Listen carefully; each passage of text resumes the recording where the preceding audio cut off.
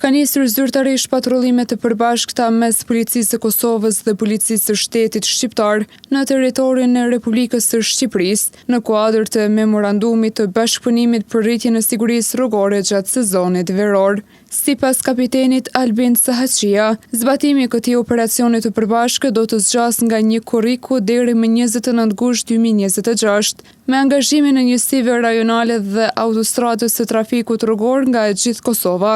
Edhe zyrtarët policor nga rajoni i Gjakovës do të jenë pjesë e këtij bashkëpunimi.